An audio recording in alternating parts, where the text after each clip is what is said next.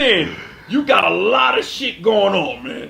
How do you maintain practicing or staying in the realm of hip hop, man?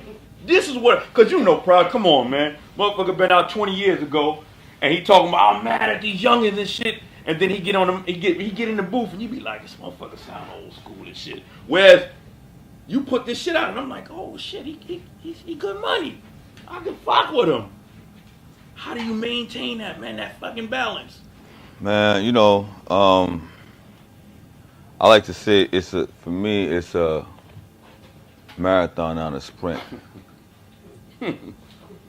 So, you know, I always felt like there's this passage in the Bible that goes, the first shall be last and the last shall be 1st.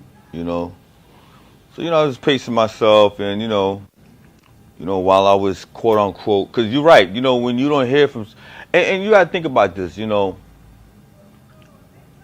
statistically speaking, when you don't hear from someone, 9 times out of 10 or 8 times out of 10, they gone to another place, you know?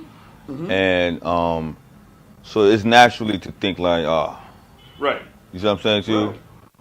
But you know, I was just getting my money. So yeah, you say you always been around the studio or whatever. Yeah, just around the studio, and just kind of like just taking in, you know, the climate where everything is at. You know, I always try to see the positive in everything. I know what you're saying. You got the OGs who feel like, man, this right here, this hip hop's not hip hop, whatever.